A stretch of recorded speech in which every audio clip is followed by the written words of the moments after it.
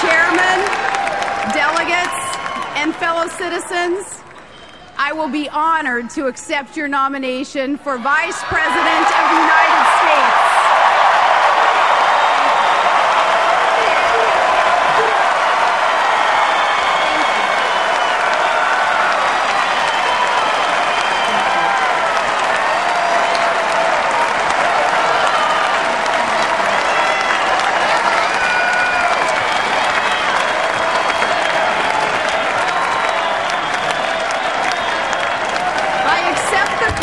To help our nominee for president to serve and defend America, and I accept the challenge of a tough fight in this election against confident opponents at a crucial hour for our country.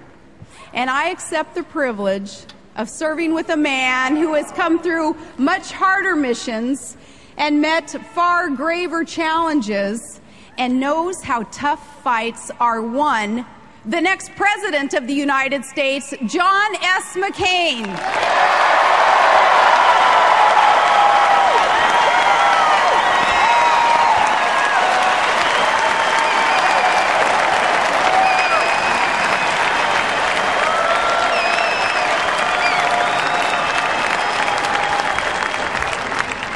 It was just a year ago when all the experts in Washington counted out our nominee, because he refused to hedge his commitment to the security of the country he loves.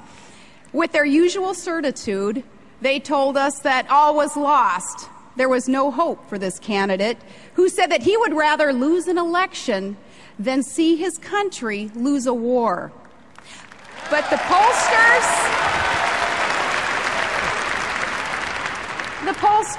and the pundits, they overlooked just one thing when they wrote him off.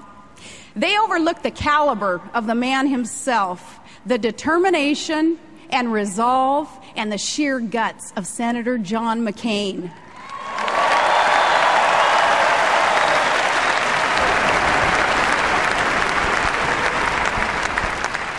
The voters knew better, and maybe that's because they realize there's a time for politics and a time for leadership. A time to campaign and a time to put our country first.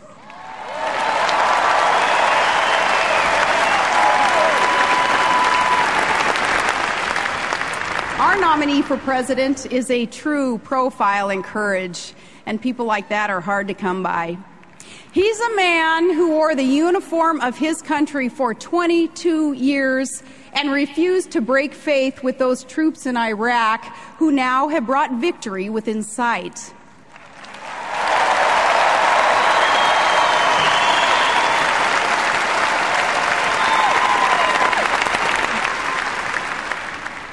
And as the mother of one of those troops, that is exactly the kind of man I want as Commander-in-Chief.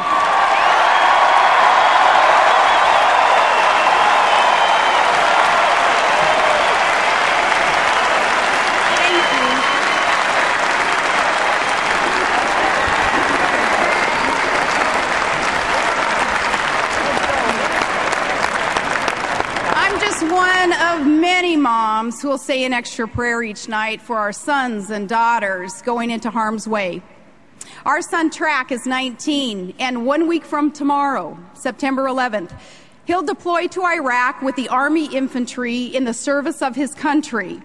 My nephew Casey also enlisted and serves on a carrier in the Persian Gulf. My family is so proud of both of them and of all the fine men and women serving the country in uniform.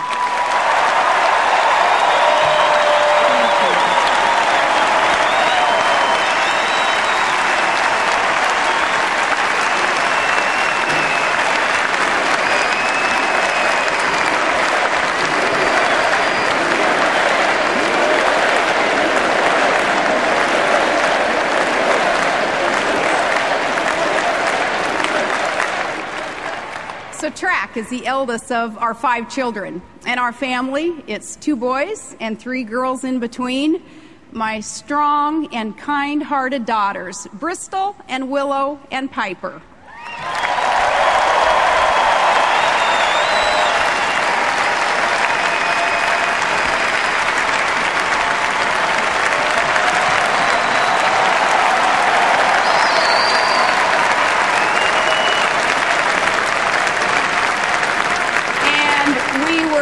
so blessed in April, Todd and I welcomed our littlest one into the world, a perfectly beautiful baby boy named Trig.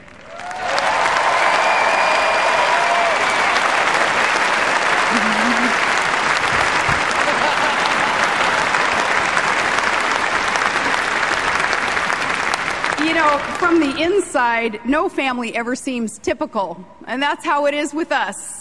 Our family has the same ups and downs as any other, the same challenges and the same joys. Sometimes even the greatest joys bring challenge.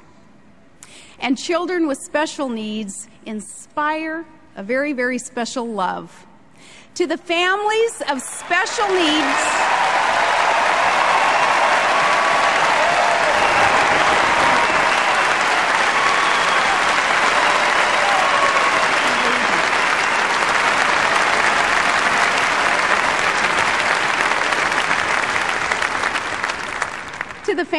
special needs children all across this country, I have a message for you. For years, you've sought to make America a more welcoming place for your sons and daughters, and I pledge to you that if we're elected, you will have a friend and advocate in the White House.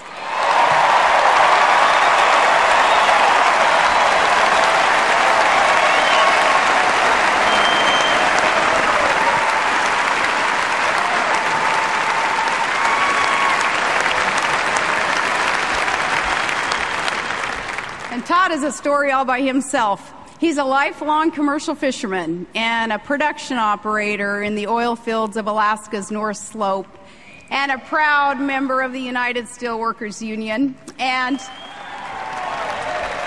Todd is a world champion snow machine racer.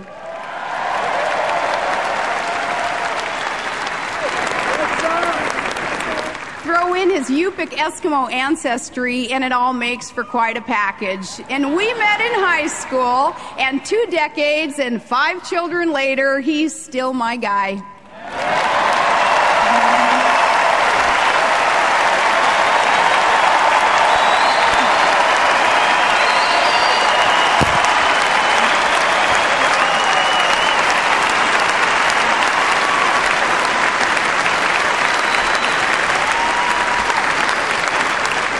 My mom and dad both worked at the elementary school in our small town, and among the many things I owe them is a simple lesson that I've learned, that this is America, and every woman can walk through every door of opportunity, and my parents are here tonight.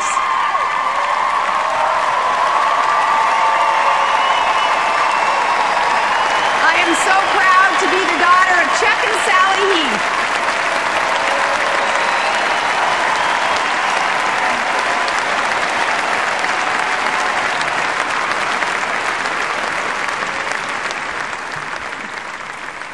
Long ago, a young farmer and a haberdasher from Missouri, he followed an unlikely path. He followed an unlikely path to the vice presidency. And a writer observed, "We grow good people in our small towns with honesty and sincerity and dignity." And I know just the kind of people that writer had in mind when he praised Harry Truman. I grew up with those people. They're the ones who do some of the hardest work in America, who grow our food and run our factories and fight our wars. They love their country in good times and bad, and they're always proud of America.